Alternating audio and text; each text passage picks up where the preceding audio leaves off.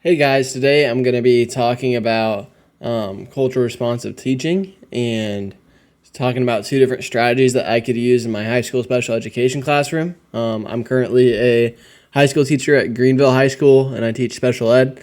And some backstory behind this is I have an English language learner that's coming to my classroom next year who's an 8th grader. So I'm going to be talking about some of the approaches that I can use in my classroom to help my students feel valued and successful, and have an inclusive environment to where I can make sure that I'm leaning into my kids and making sure that they feel safe in my classroom.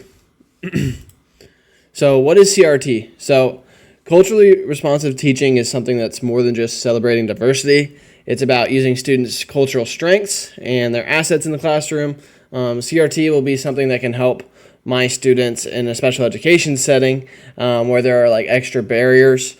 CRT emphasizes connecting instruction to students and cultural backgrounds and making space for multiple perspectives in our class discussions that we're going to have in class.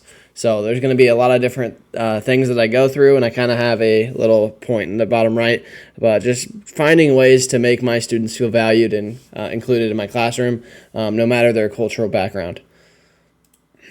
So the first approach that I have is visual supports and bilingual resources.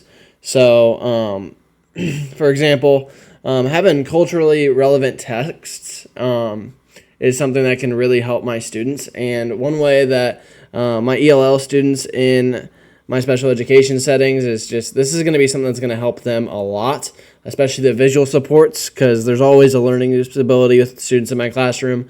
But to make sure that we have my students have the resources that they need is going to really help them. So concrete connections is student content and just helping them out. And I'm going to talk about how I can implement this. So how I can integrate that approach would be giving my students bilingual word banks in class and images and graphic organizers. This is something that my students already really benefit from, but it's something that's pretty important in my classroom especially. So if I'm able to give my students a home language card, like picture cards that have their home language, whenever I'm kind of building resources and I'm talking through things with the language specialists at our school, this is definitely something that I ask for resources from them, and I integrate that into my curriculum so my students can have the supports that are needed, and that way I can scaffold them and keep them on objective for the learning task.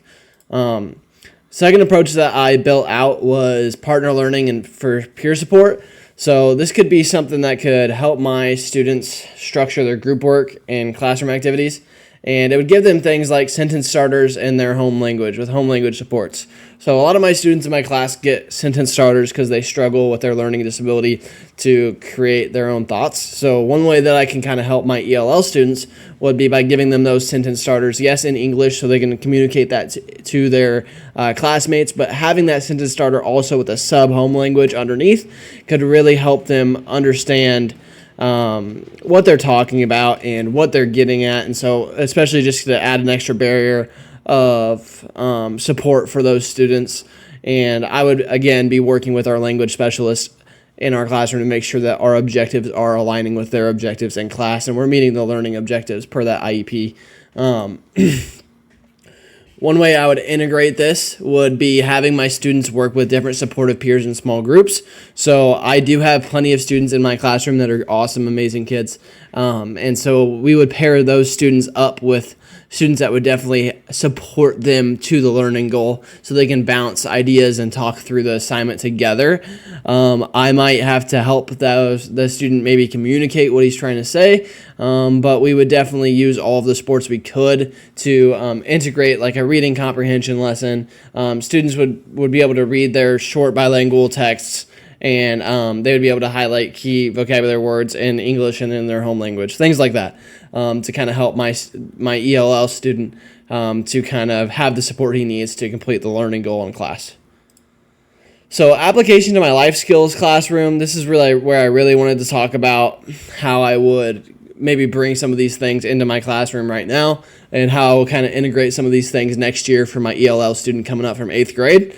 And so I would definitely use partner activities, like a reading comprehension activity that I would introduce bilingual word banks and then I would have peer partners to read a text.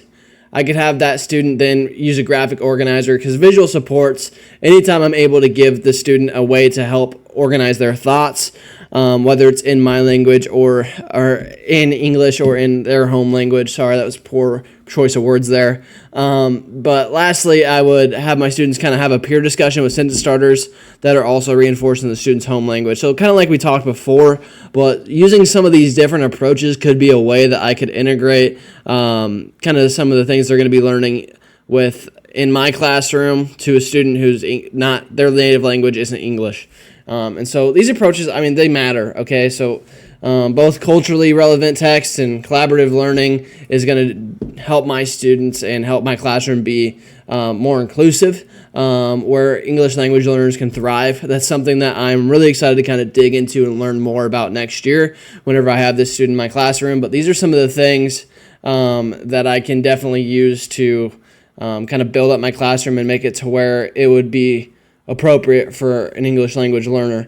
So lastly, here are my resources. This is what I had. I had Coloring Colorado, which was our main resource, and then I did pull from Culturally Responsive Teaching from